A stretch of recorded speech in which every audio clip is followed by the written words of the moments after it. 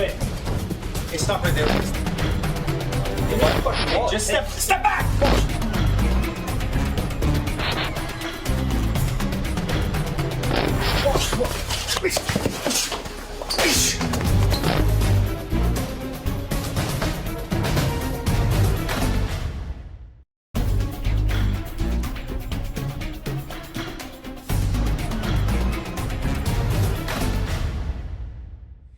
The first item that I'd like to explore is the simple pen. Now, the advantage of a pen is that they're widely available. You often have a pen on you, you can find them everywhere. Here I have a basic tactical pen, which is simply defined by being made of a slightly more durable material. They often have a scalloped end that will be lending itself to being used as a weapon, but any pen will do. One of the advantages of a pen over, let's say, a self-defense keychain like a Kubotan is that a pen can be taken anywhere. Kubotans are often not allowed in your carry-on on a plane. To date, I have never had a problem taking even a tactical pen onto a plane, providing there's no pepper spray or apparatus inside. I travel with them sometimes in plain sight on my belt, in my bag, even on my collar if I'm just walking through an airport. We'll talk about carry and access a little bit later. But a tactical pen is a great weapon. It's a very, very small investment and still functions as something you use every day. When we are training with pens in class, a common mistake is that people will just take household pens, then use them in the dojo or in the training hall. And the first danger is that they can shatter, and they can cut you. And the second, of course, is the mess of having ink inside. So a very simple thing to do is to take a basic pen, take out the ink tube inside, close it on up and wrap it in duct tape. Now there's no risk of mess. And secondly, when I do work, even if it shatters, it's not going to go and hurt anybody. It stays contained within in the tape. So this is a very, very important first concept. So now, if I can, I'm going to introduce Sébastien Lebeau. Sébastien is one of our instructors here. And Seb is just going to help me to go through our first sort of principle of improvised weapons. So remember, we said we want to always understand the limitation of a tool. A tactical pen is solid enough that I can hold it like a knife in an orthodox or an ice pick grip. If it is a more fragile plastic pen, you need to look at providing less of a nub at the end. So there's less of a break risk or less of a risk of that being bent. We want to keep it nice and tight in the hand. Tactical pen, it doesn't really matter. And the second principle was learning to operate despite having the pen in our hand. So what we like to do is simply keep it in our hand and review the familiar. In our case, one of our most basic close-range drills is what we term the clinching tree. So it usually begins with somebody simply grabbing our wrist. And if you refer back to some of my other DVDs, we talk about the need for not wrestling with the short end lever in a grip, but rather making this grip into a fulcrum or a pivoting point and using the length of my lever and my elbow to pull out. Mechanically, if he squeezes as hard as he can, mechanically that's essential because it allows me to escape with much less energy. But practically, if I have a pen or a blade later on in my hand and I go to rip out with the short lever, there's always a danger of that coming towards myself. Moreover, it's never going to be this static. We're going to be wrestling and resisting. He's going to be trying to control and affect me. So when I go and rip it out towards me, there's a sort of augmented danger. So we begin usually with wrist grips. One or two hands doesn't matter. We make that fixed and we drive with the balance of our body. And we'll normally work through the hand fight, him grabbing both the free and the empty side, just so I can see what it is to move with the pen in my hand without needing to necessarily hit. We then normally climb up to bicep. And with bicep, what we're looking to do is not so much necessarily rip away as change our relationship. As if this is, again, the fulcrum, and I'm looking for basic propellers. Here, the pen can be used to augment leverage. It can be used to hit vital points. It can be used to sort of strafe the skin. It doesn't need to be a large motion. It's just a matter of bringing the pen into a position where it's more readily available for us. And I can see how I can access targets. When we get into underhooks, remember, the defining characteristic of a good underhook is that the elbow will be high. So if the elbow is high and proper, I will never be able to blend that arm down into a wrench or a whizzer. And in that case, I need to look at spiraling this arm over so that I can escape. So even if he has good head pressure in, or if the hand is up inside my body like this, it's always a matter of rotating that hand over and making space to access it. If the underhook is insufficient and his elbow is low, then I can look at using the pivot of my body to wrench the arm and bring this into other targets. On overwraps, you may recall, the key principle here is to make the pivot or the fulcrum with our shoulder and then to rotate out with the hand. So I'll show you this from the other side. Even if he's quite tight and it's locked up, I don't want to wrestle with my arm. I want to rotate that hand over and propeller it out. And so normally what we'll do, guys, I'll show you from the other side, is we'll just start off with hand, looking for long leverage, both hands working, and we'll look at how we can access different targets and how we can start to bring the pen into ready positions. Bicep, changing the relationship, targeting, or using that leverage to open up any position, underhook.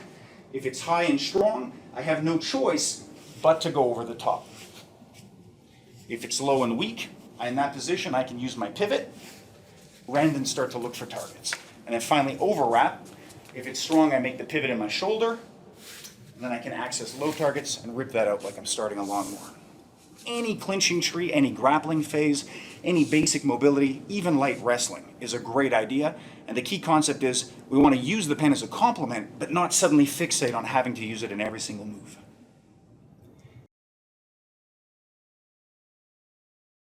It is very, very important that you train with that weapon, not simply to attack and to defend, but also to access it and to carry it. So as we've seen, we want to learn how to operate despite having the weapon, but we should also need to know how to just pass that weapon from hand to hand, how to keep it in our hands comfortably. It's a little bit more controversial. A lot of people will spend a lot of time training how to access it rapidly in the context of a crisis. From my experience, when you're in the fight itself, it's very difficult and usually ill-intended, ill-fated if we start looking for that weapon while we're taking shots. So I generally suggest if you find yourself in a scenario where you think there's going to be a heightened risk, have it readily available. Carrying a pen in your hand when you're in unfamiliar territory is a very, very, very simple tactic. If you want a woman's self-defense 101, you're walking at night, take that pen out, have it ready. It costs you nothing, takes nothing. It's not in itself offensive. It's not going to really bring any attention to you, but at least it'll be readily available to use. Other people recommend carrying it. As I said, I've worn it on my collar to go through aircraft security just to test. I would never carry it there when I'm walking. Generally, we're going to look for something like a clip on the belt or a simple clip on the pocket so that I can access it somewhat readily, somewhat easily. But generally, if you're going to use it, I try to have it ready in advance. Second thing to remember about any improvised weapon is that within the force continuum, within the law, it is perceived as a weapon. If the other side has a good lawyer, they're going to immediately say that you chose to attack with greater intent to damage or possibly mortal intent. So what you use and how you use it do raise the stakes very much. So you want to always remember that the response should be proportionate to the threat. You need to clearly illustrate that aggressor had the ability, had the opportunity, and had the intent to do you serious bodily harm before you use this. The very first thing we're going to do is look at how we can infiltrate basic stances and postures using the pen. We start usually from the outside in. So from a distance perspective, stance infiltration is the easiest thing to do.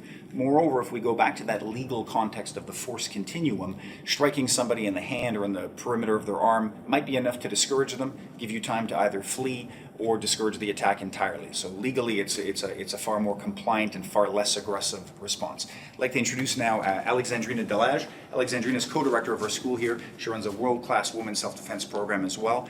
And the first thing we're going to be looking at is just holding that pen in a basic hammer fist or ice pick grip.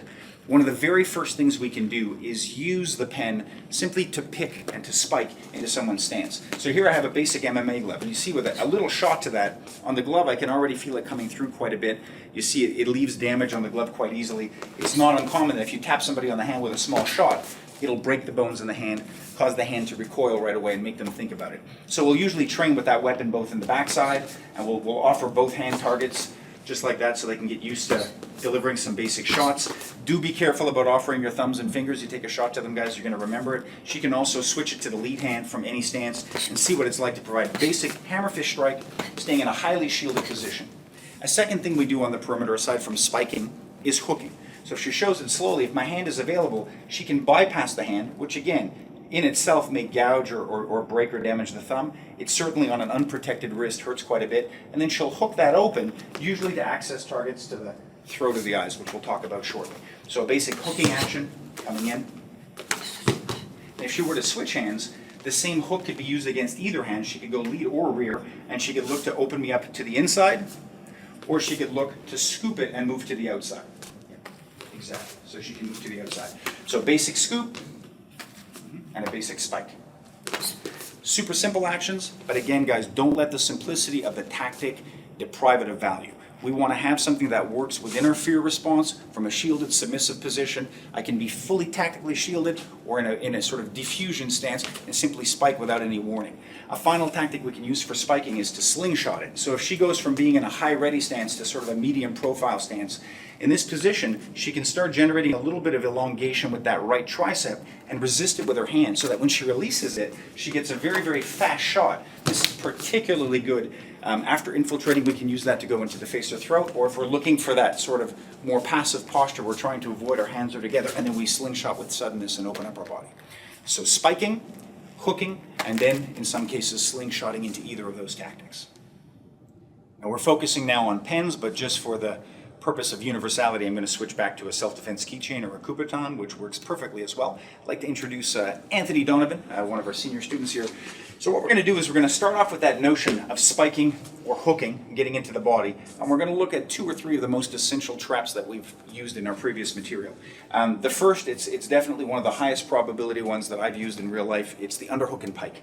And the notion is that when you have somebody in a stance like this, very often they're looking to extend with that tricep, throw some kind of a punch, and if you get into a wrestling scenario, they're going to resist with the bicep. So we don't want to fight either of those. We don't want to tempt that tricep and have a punch come off. We don't want to stay in that zone in front.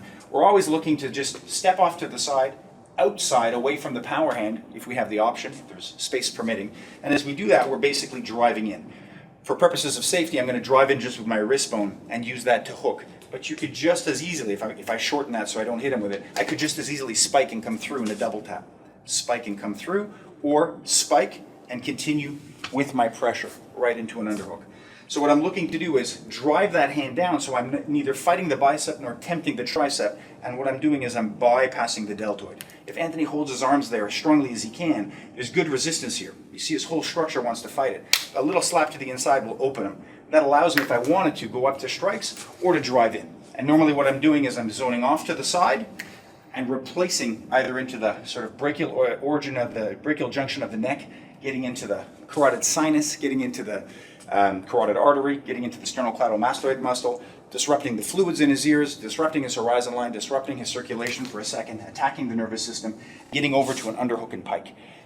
The pen or the Kubotan can be used as an assistant to the spike, but again, don't get too cruel or specific. You're not trying to cause some, delusional nerve damage. You're just trying to use that as an extension of my wrist, and I'm using a fist hook. If I didn't have it, I'd be looking at open-handed possibly, or hooking with the fist in the same way. So now this gives me a little bit of extra pain, a little bit of extra adhesion, and I drive in. If the pen was in the other hand, I could just as easily use it here and then just scratch right across the eyes, go into the neck, or just hit with a forearm and hook in the exact same way, and look for all my basic attacks and takedowns. So that's a primary, underhook and pike. A second tool, in much the same way, instead of underhooking the arm, if I see they're too tight, I can hook over and get the neck. So with bare-handed tactics, we would look for a single nape, going as high as we can on the base of the skull and keeping my elbow down as a fulcrum to stop him from entering, and then fighting with my second hand. In exactly the same way, with a pen or a Kubotan, I could drive into the neck as my preliminary strike, right into the side of the sort of the artery in the neck, and then I can hook after, or I can go right into the hook and hit with my wrist. It's my choice. From that position, I can use the second hand as assistance. If I want to go into the single and then transmute it to a double, usually my preference is to roll that up and then to lock it up like this. Others like to keep the palm down and grip. What's very key to prevent the bottom escape is to bring my shoulder in quite tight. So now I'm craning that neck and getting a good shot. And again, it allows me to open up after with easy shots. So we saw underhook and pike, that was some good lip noise, or getting the neck, whoa, and going up. And the third and final one is going even deeper into our bear trap. Bear trap is basically a modified headlock with my second hand attacking the eyes. I can use that to fish hook the mouth, go into the face. I can use the butt end into the face, or I can simply ignore it entirely and use just the arm.